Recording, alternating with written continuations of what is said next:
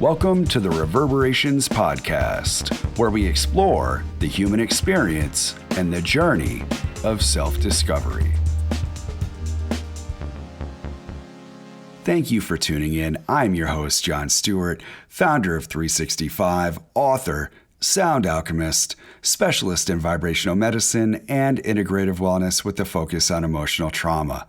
As always, it's an honor to share this time and space with you, as well as what supports this podcast. There's no questioning the importance of our dietary intake in regards to our overall health and wellness goals. Known as a transformation company, I was introduced to Purium a little under a year ago and implemented it as a staple in my daily personal and professional practice. Designed in consideration of human physiology, human metabolism, and human potential, the Daily Core 4 is made up of 4 pillars of natural Purium products to cleanse the body and satisfy its critical needs at a cellular level. Their products fit any preferred dietary lifestyle, whether you're looking for detox, life transformation, nourishment, weight loss, immune support, fitness, gut health. You will be supported on your journey.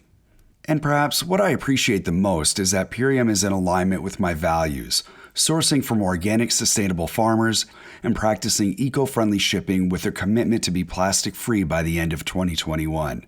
Purium is a quality, trusted company with a vested interest in spreading economic freedom through plant-based wellness. Visit ishoppurium.com. That's IShopPurium.com. Enter referral code AmplifyYourLove for $50 off your first order. At 365, our mission is to facilitate and support the maximization of human potential and global sustainability by advocating whole health and promoting harmony within and throughout.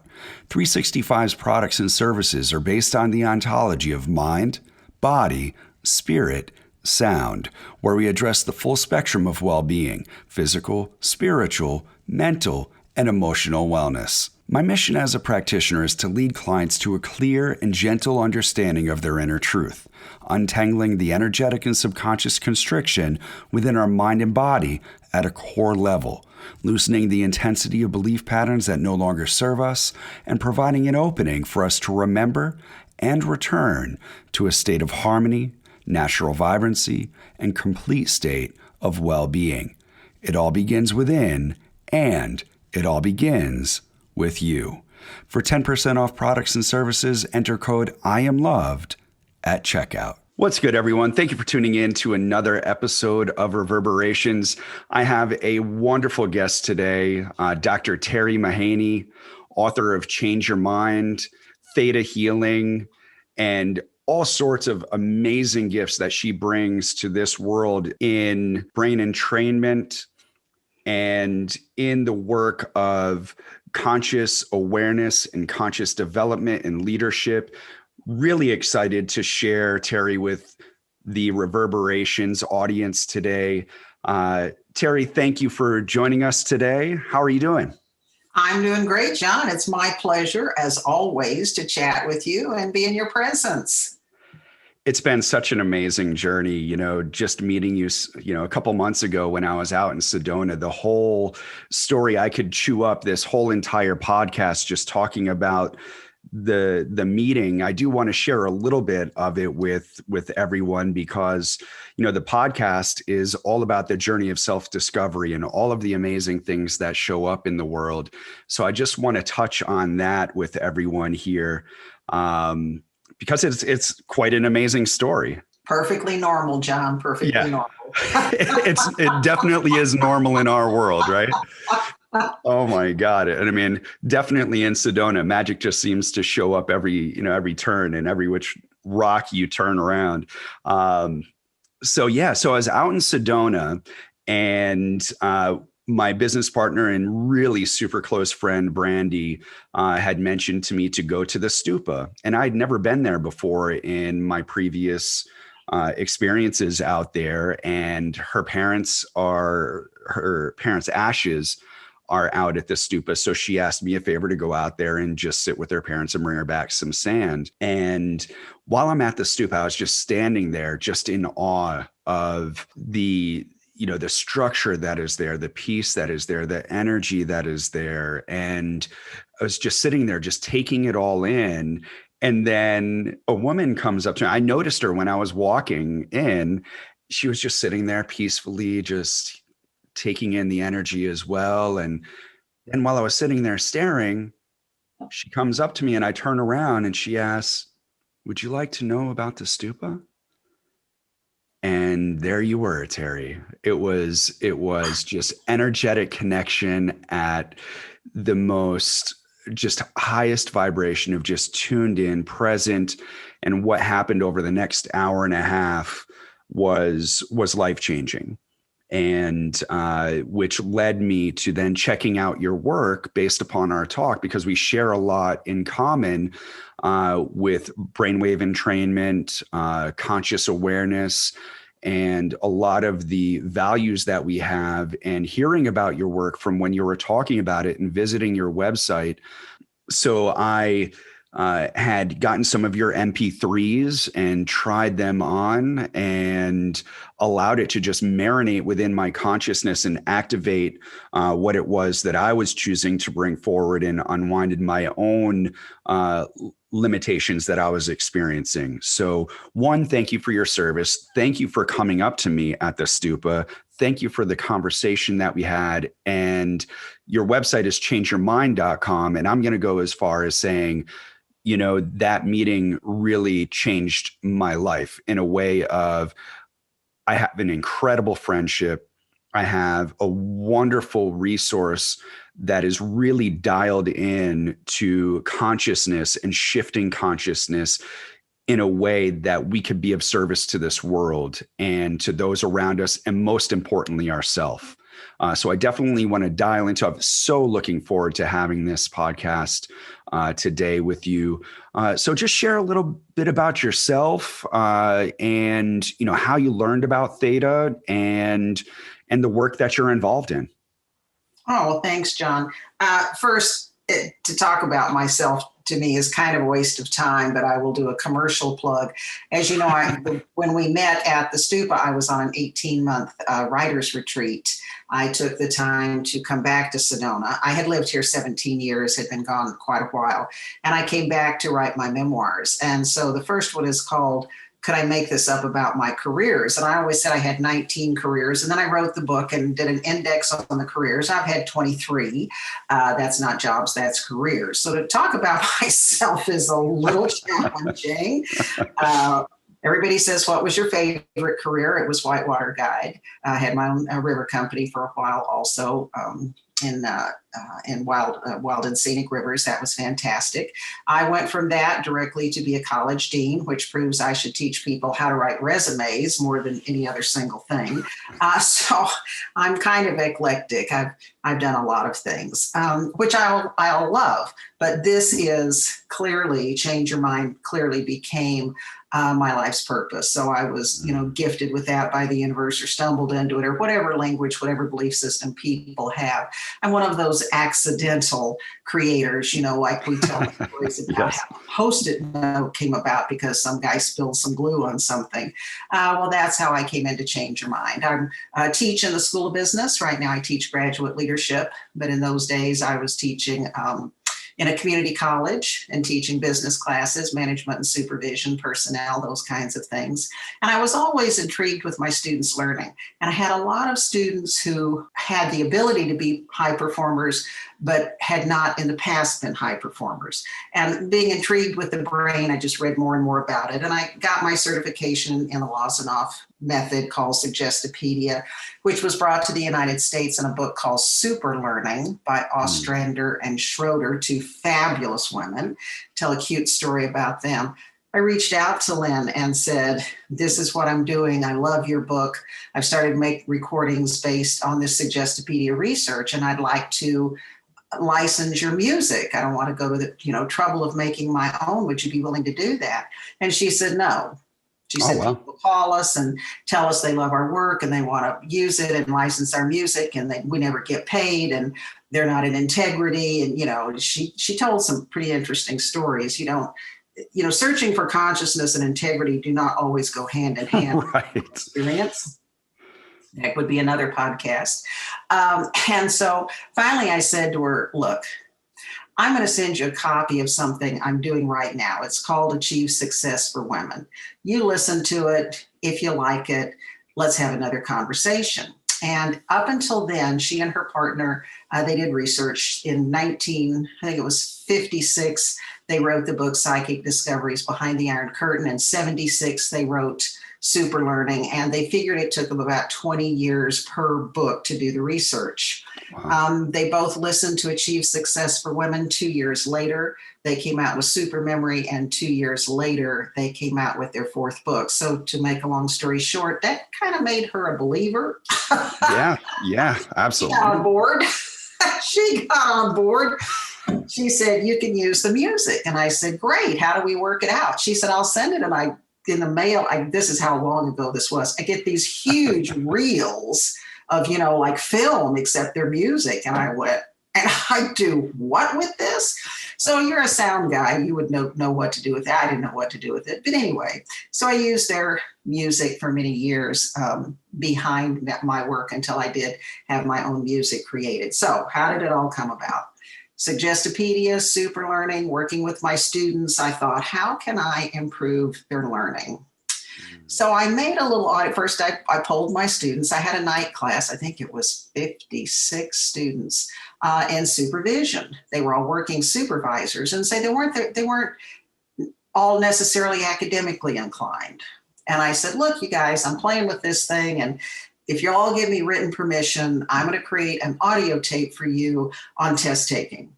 And I'm going to play it behind you while you take the next test. You want to give it a try? And they all said, sure, we'll give it a try. So I made a little test taking audio tape, again, using this methodology. Scores went up 20%, and the time to take the test was reduced about 30%, the time they were actually in the classroom. And I said, whoa, it was pretty fun. And so I thought, you know what? If it works for them, I should try this for me. So I made an audio tape for myself on goal setting, delegation, and time management, my three key issues at the time: single parent, dual career. I just had a lot going on. And the first day I put it on, I went on vacation, took it with me. And the first afternoon I put it on, I fell asleep. And I thought, well, I'm pretty tired. I need some rest. Second afternoon, I put it on. I fell asleep. And I thought, wow, I'm more tired than I thought. I'll put it on in the morning before I get tired. Third day, I put it on about 10:30 in the morning and fell asleep. And I said, four-letter word, expletive, I will not say on your podcast. And I threw it away. And I said, here I was making this on time management, and I just wasted my time. I wasted the time writing the script. I wasted the time recording it, beating myself up about the head and shoulders. Went home from vacation and realized within 10 days I had done everything that was on that audio tape that I never heard and that I threw away. Wow. I had 20-year goals, 10-year goals, 5-year goals. I had a new resource. We call them resource systems instead of calendars in those days. I had a whole new resource system. I had hired a young woman part-time in my office, delegated all the projects to her. Everything was caught up. And I went, no. There's something here. No. I never even heard that thing. This is all impossible. So, of course, over a glass of wine, I hooted and hollered and told some women friends. And one of them said, so do you think it'd help me sell real estate? And I said, God, no, but we'll try. And another woman said, can you get my kid through his French test? And I said, probably not. Send him over. And I had 100% success rate. Wow.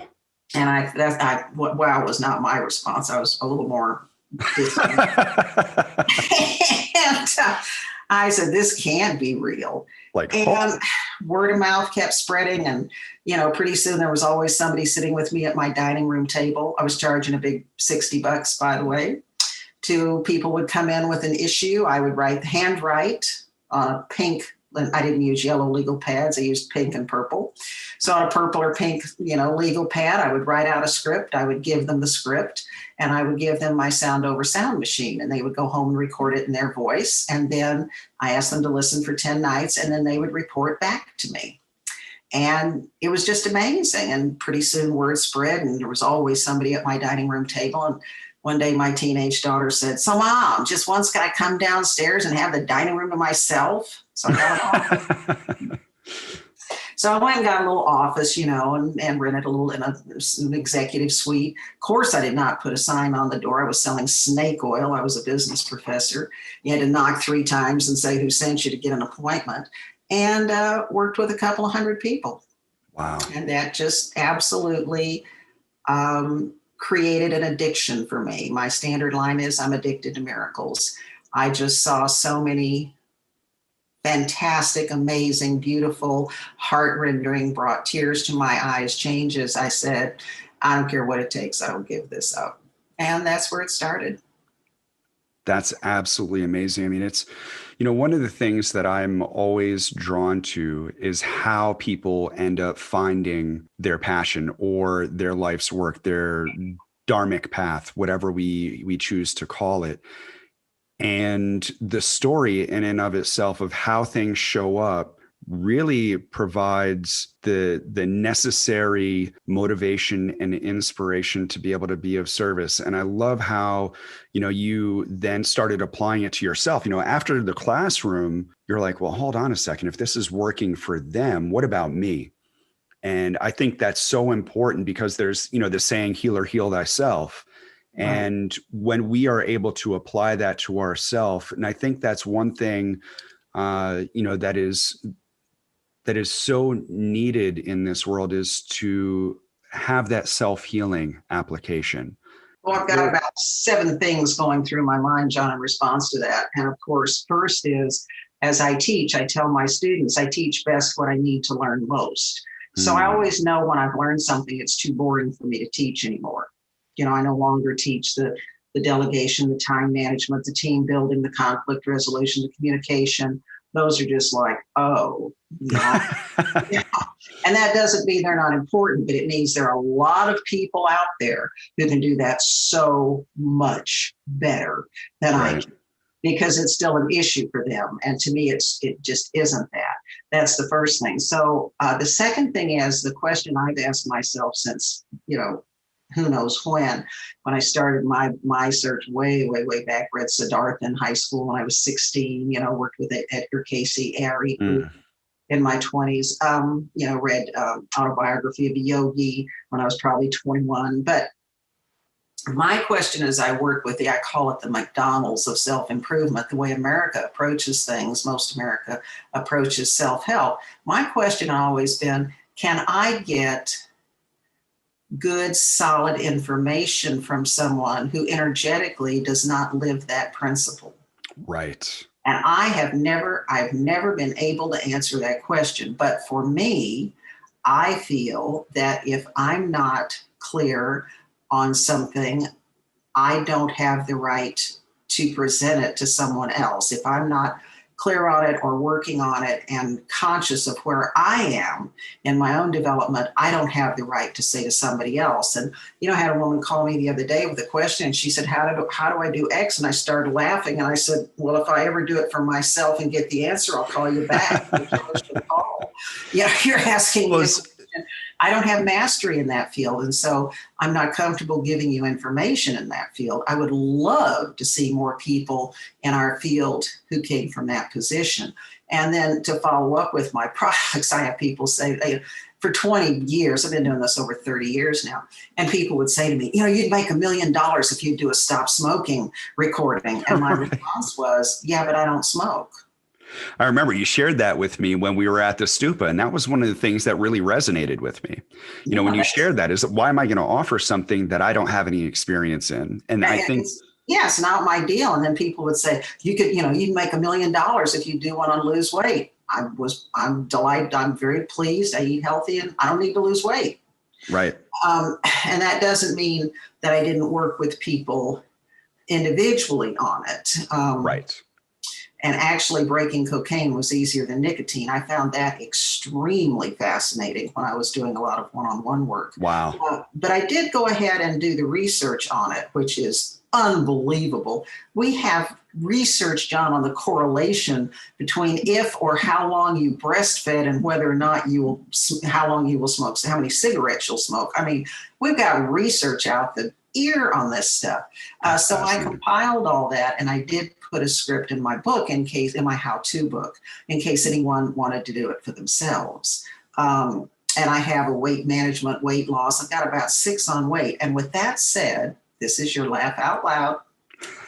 I, in those early days, got more weight loss with women, average 10 pounds, on the recording, Release Your Past, than on anything about weight.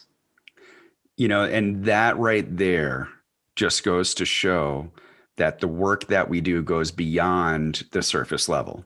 Yes. That's a good way to say it, John. Because of what we carry, right? The things that we carry throughout our lives, that once we learn to release those and we get into that core energetic and into what it is that really needs to be released, then we start to shed physically as well. I love that you brought that up.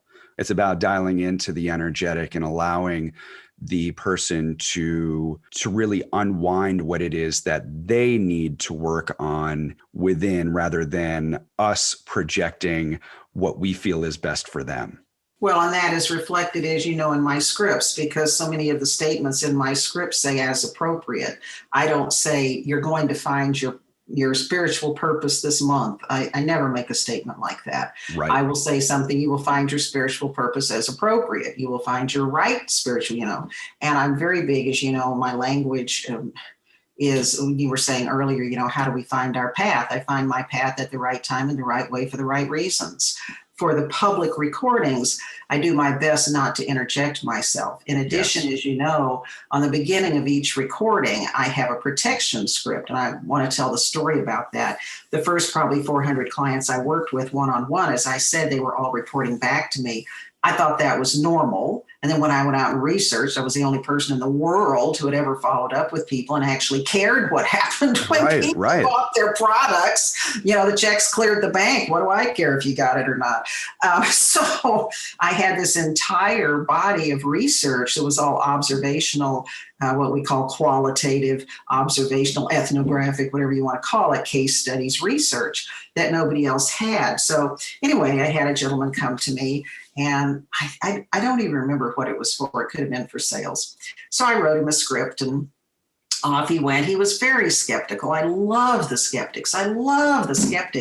Because for some reason that brain goes the fastest. Don't ask me why.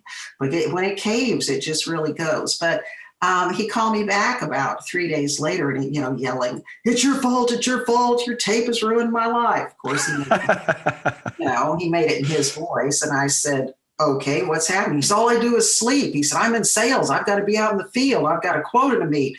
And he's just raving about, I sleep all morning, and I get up and have lunch, and I sleep all afternoon. And I said, there is nothing on that script or in this program that would do that. I said, bring the script back into me, no charge. Let's take a look. I'll rewrite it. We'll do whatever we need to do.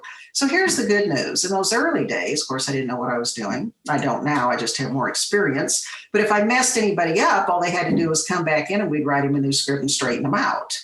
Because if I could mess them up with the program, I could straighten them out. Right. So, it was a wonderful loop process. So he comes in, and I read over this script, and I looked at him and I said, there is nothing in this script that could have this effect on you. And he says, He says, well, you're such a kook. And he's going on and on. And I doubted this in the beginning. He said, I just really thought putting that protection statement on there would help me. I said, you put a protection statement on this? He says, yeah. I said, really? You added something to the script? And he said, yeah. And I said, do you mind if I ask what you added? He says, yeah. He said, you had told me that the processing might be rough. And he said, I didn't want to have to put up with that. So I just said, I process in my sleep. I said, you added to this, I process in my sleep? And he said, yes. And I said, all you've been doing is sleeping? And he said, yes. I just cracked up. Right. It's right there. Well, you just spoke it into existence. This is to follow the bouncing ball. This is right. Hey, But the point is, I went, protection script. Hmm. How fascinating.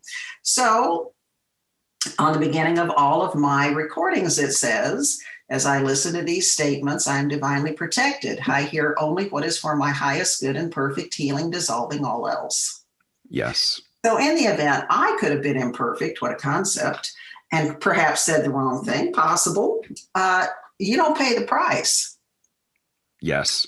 And I just think that's been such a fabulous breakthrough. The other one, two clients supported, led to that breakthrough. I don't take credit for a lot of the stuff I did in those early years. My clients taught me so much. I had another client who called me yelling. Now we're always yelling. You ruined me. Your tape has ruined my life. It's 8:30 at night. And I said, okay, what happened? He says, I'm losing my hearing. I said, you're losing your hearing? He said, yes. I said, what does that mean, you're losing your hearing? Because the music that is playing behind these statements is the music that is used in sound therapy for tinnitus and for improving hearing. And I'm going, this is not too logical. I said, so what's happening? He says, well, at work the other day, my supervisor tells me he stood at my door and talked to me and I ignored him and he wrote me up. I said, really? I never heard him. He said, now tonight, here I am. And he said, the phone rang 3 times. I answered it 3 times. There was nobody there and hung up. And he said, it was my mother-in-law. Now she's called my wife back and they're all mad. They're all yelling at me. I said, same thing. Can you bring that script in the morning? Yeah. So when he comes in with the script, I read the script and I said, there is nothing in this script that would affect your hearing. He says, huh? He says, well, he said, I added that statement. I thought it would help. You added a statement to this script? I always loved it when people added statements. It was my fault. Okay. And what did you add to the script? He said, I only hear what I want to. Oh. Well, of course, he didn't hear his supervisor and his mother-in-law. And that was another one. I just laughed till tears rolled down my face. So we wrote a new script and corrected that. But those two put together, I only hear what I want to. And I process easily.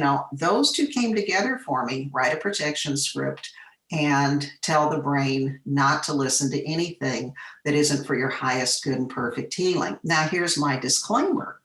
After you've heard that, there are going to be potential situations in which gurus say things to you and your brain's going to go, nah, nah, Right. nah, nah. I did a whole clearing one time on spiritual gurus and specifically on seduction. I'll tell you how I got in that doorway. I won't bore you with the whole relationship story, but this guy, very, very seductive guy, I was spending some time with. And I thought, if I cleared seduction, I wonder how much I'd care for him. So I did. Yeah, I'm heartless, John. So I did this whole clearing on seduction. And then I thought, well, you know what? There's physical or sexual seduction, but there's also mental seduction that you want me to believe what you want me to believe. And then I went, yeah, but there's emotional seduction too. There's emotional blackmail. Anyway, I just kept running this thing out.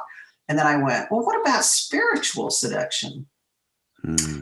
I wrote the script for myself. Takes about 3 to 5 days for me to process, come out the other side. And when I was on the other side, I will not mention names, but nearly every popular person in the self-help movement I just looked at and would laugh. And I could see that every seduction technique they use so clearly. Yeah. And it's interesting because that was one of the things that I was going to bring up earlier with your work that I really, really value for me is, as you said, the statements leave an opening. They allow for divine orchestration to have its way rather than a control mechanism that keeps you within that container. You have the music, you have the statements that allow for the direction, though, like you said, there is no controlling mechanism that this is the way that it has to be, that this is the outcome. There is the opening to divine orchestration to have its way for this or something better. I'll tell you a cute story. As you know, this week I'm at the Sedona Film Festival, so I'm back, quote, home in Sedona, so to speak. And I attended one of the panels of documentary filmmakers. And the question was asked, how do you choose your topics? And every person, except the couple, the very wonderful people, Left Brain, he was in marketing, they're retired, and now they make movies, great movies that, I'm not taking away from it all, but every other person on the panel said, I don't find them, they find me. Yes. And after they said that, we came back to the traditional couple, and the gentleman said, well, actually, I have people come to me with topics too. Mm. And I found that very fun that he didn't either wasn't comfortable saying it or didn't get it or whatever the first go round. But on the second round, when he, forgive my language, got real and said, well, you know what, it's really not all under my control. So, and we chatted about this at the stoop, I think, when we first met. One of my favorite statements that I wrote for myself when I spent, as I said, 17 years in Sedona, sitting out on the lane cross-legged, and it's sackcloth and ash. I was ascending. And I thought, I'm so close. I'm just so close. Oh gosh, I'm just on the edge. I'm so close. And a statement I wrote for myself was, and recorded, of course, I am divinely guided when to control from ego and personality and when to flow from soul. Mm. And that has been, boy, talk about a, 180, 360, whatever you want to call it. The main thing, not only has it been very good for me, but I think the main thing it's done for me is give me complete freedom, because I do some things, some pretty outrageous. I'm pretty tough, old West Texas girl. And I'll do it like I did last night after one of the movies, said something to the movie producer, and I come home and go, oh, do you really think you should have said that? And then I stop and go, wait a minute, that was straight out of my ego and personality. And if that's what that person needed to hear, I'm on path doing that, because everybody was sitting around being, wonderfully spiritual, which I totally appreciate, but nobody was telling the truth. Right. That's so that sentence gave me, that sentence gave me it never gave me the gateway. I've always been like this, but it gave me the comfort that I am like this. Yeah. We're still human. Yes. So one thing that I want, because you've talked a lot about the work that you've done with yourself, you were just talking about that previously. And for everyone that's out there listening, your list of clients it's impressive. There's star athletes to people that are at the top of the personal development field. Though there's a statement that really sat with me that, again, it goes back to what I was sharing before. You say, for 25 years, my best client has been myself. And can you expand on that? What's that? So we can expand that a little. That's correct. Yeah. So, expanding on that, what is it when you sit with yourself? Because you talk about writing these scripts, right? And there's a difference between where I'm writing this for someone else, but when I'm sitting down and I'm getting real with myself, just talking about what we were sharing before about really getting real with ourselves, presencing ourselves in the moment of where we're beyond that ego space and we're dialing into the pure energetics of where that change takes place. So when you go into that work and you're talking about your best client being yourself, can you walk me through that process? Walk us through that process of what that looks like, what it feels like? Oh, sure. Absolutely. Well, I'll give you the one I was listening to last week. So this is the way I approach life, which is if I have any disharmony, I just write a script about it. There's just no reason to live with that. So I'm presently, as you know, bouncing around looking for my next permanent place. And when people say, where do you live? And on purpose, I say, well, right now I'm homeless. You should see what this space is. I'm this little white lady, and everybody just goes, and that would bother you. Why? Right. Nobody says, well, do you have any money in the bank? Can you afford to go? It's just amazing how loaded we get to some of these concepts. Yes. Christ was homeless most of his life. Buddha sat under a tree. The Dalai Lama had to leave Tibet. I don't quite get what the big issue is here. But anyway, so I'm house sitting for a friend, and originally she was to be gone for 3 months. And so I put everything in storage, moved into house sit. And then 2 weeks later, she said, by the way, I'm coming home early. Okay, we have an opportunity for growth here. And then because of some things that were going on with her, she didn't come home and come to her home. It's her home, not my home. And she was to be gone until August 1st. Well, that's still 6 weeks away, and she's back, and it wasn't as harmonious as it could be. So I just immediately go to my computer, and we're going to call her Sylvia for this podcast. And I just write the script. Sylvia and I are one. I release and forgive myself for being at Sylvia's house. I release and forgive myself for not being at Sylvia's house. I release and forgive Sylvia for blank, blank, blank. All false models and messages around my relationship, around staying at Sylvia's house, are now dissolved in grace. And I go right through my formula. All my imbalances around Sylvia are now harmonized in grace. All my imbalances around staying at Sylvia's house are now harmonized in grace. And I have that thing on that night. And now, Sylvia may not come into harmony. That's not the point, but I'm going to come into harmony. Yes. And I did this, and within, was it 3 days? Well, the next day, I got a text from a woman that I know that had offered me a bedroom, and it was too small and too cheap, and came back and said, I've rethought it. Why don't you take the big bedroom at a less price? And I said, I'll take it. Another place to rent immediately. It's nice, got an ocean view, beautiful backyard, 2-story, 4-bedroom house. She works all day. The house belongs to me. She doesn't cook. The kitchen belongs to me. Not a bad maintaining harmony story. So that's how I use it now. Now I use it in real time. Of course, 35 years ago, I was still digging around in my own self to see, how did I get like this? Is this how I want to be? How do I change it? How do I not be like that? Where did that come from? So before, I was doing more of the Roto-Rooter detective work. Now I'm more of a real time. If it happens today, I want it fixed tomorrow. Yeah. And if I can't get to a computer that fast, maybe I'll have it, 20, 48 hours. 72 hours to me is a real long time to be in disharmony. That's like an eternity to have disharmonious energy around me. Now, again, we'll get back to Sylvia. Sylvia is still disharmonious, and that's not about me. And so I texted her the other day, I think it was 3 days ago, and I said, I had a dream about you in healing. I didn't give her the details. In the details, I do lucid dreaming. She came to me and said, will you heal me? And I said, yes. And she told me what the issue was, which I'd known since I met her. And I did. And then I went to this is fascinating. I went to give her an invoice.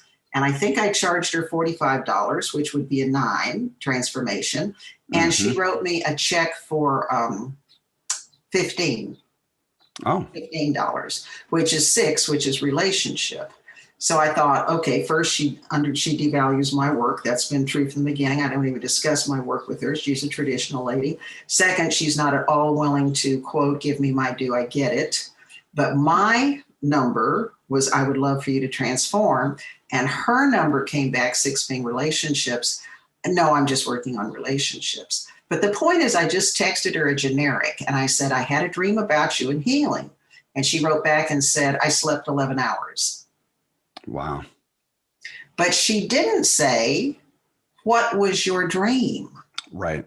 Now, if I said that to you, John, I dreamt about you last night, what would be the first thing you'd say to me? I would really want to know what you were dreaming about last night, Teri.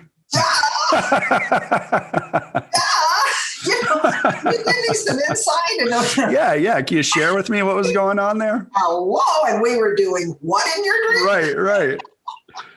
Oh my gosh. To go right into that is, there's a disconnect there. Well, we're all where we are, and where she is, lockdown. And that, fine. That is not my standard line. If you're not a client, it's not my problem. Right. Absolutely. Now, if you come and pay me to do something for you, I feel some sort of an obligation to get something done.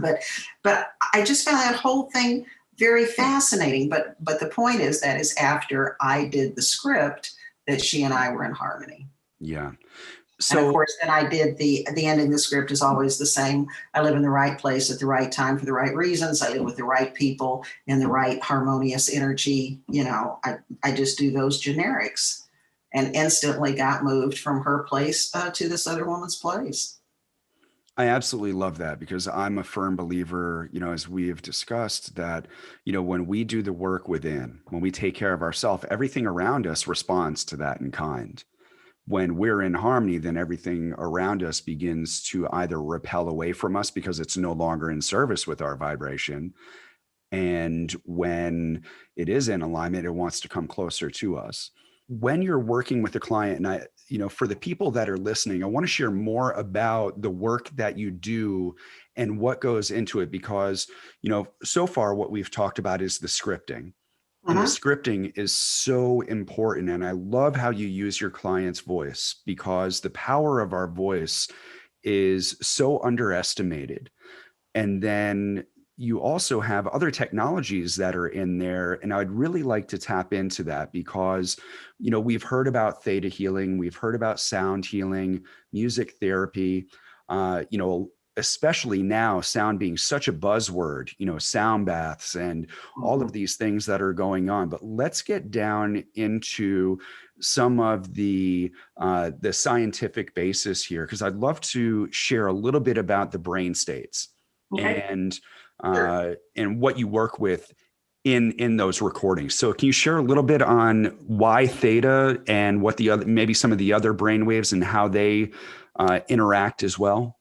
Sure. The first thing I would say is anyone that's interested, on my webpage, changeyourmind.com, you can go to specials. There's a little, one of the categories, and there is a free download of a little research paper I did. I don't know, maybe 12 pages. It's not much. And it has pictures. It's easy to read. Don't think dull. And it, I like to be entertaining. And nothing about you is dull, Teri. I've been told that, but it's language. So first, let me go over the three components. We'll go into the brainwaves a little bit, and then we'll go into theta. All of this is in this research document. You can jump up on Change Your Mind, go to specials, download for free. It's a PDF. It's yours for the asking. Thank you for tuning into this episode of Reverberations. We're going to pause it right here for part 1 with Dr. Teri Mahaney. Part 2 is going to be coming out soon, where we'll be touching on theta healing, the various brain states, moving into conscious development and into conscious leadership. I'd like to extend my gratitude to Dr. Teri Mahaney for joining and sharing her wisdom and expertise on how to optimize our mental capacity to be I'd like to extend my gratitude to Dr. Teri Mahaney for joining and sharing her wisdom and expertise on how to optimize our mental capacity to be a better service for ourselves, so that it reverberates within and throughout, so that we can create a more sustainable and harmonious experience for all in creation. Her work truly is a blessing.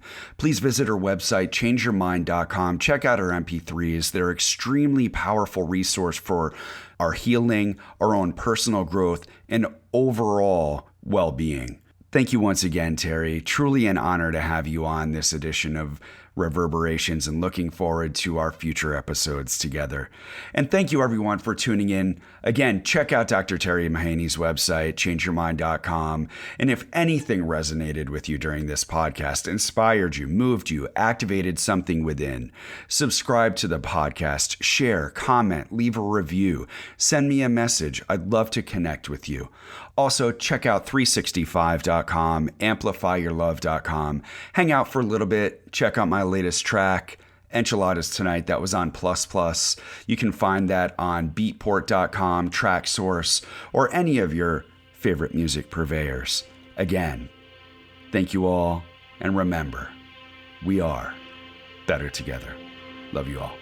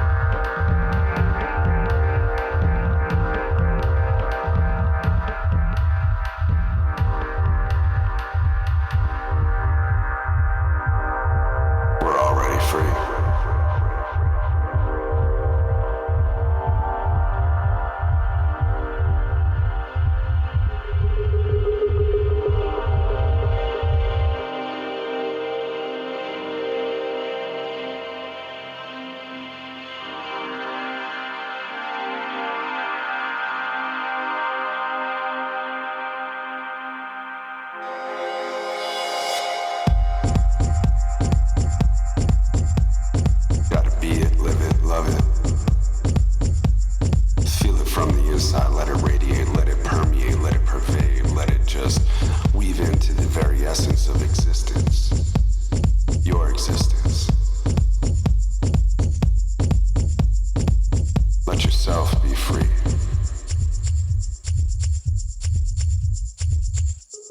You are the creator.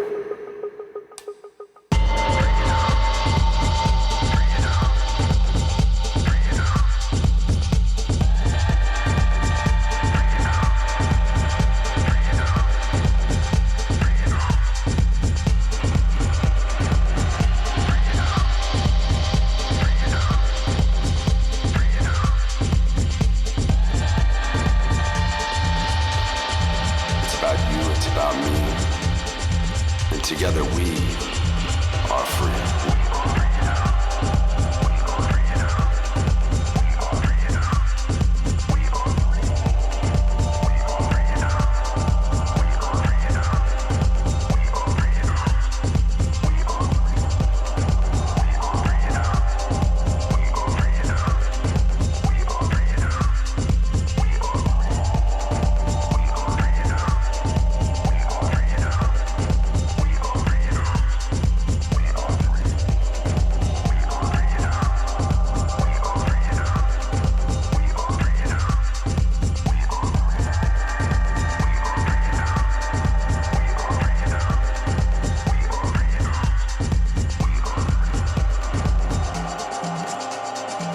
Celebrating each other for who we are,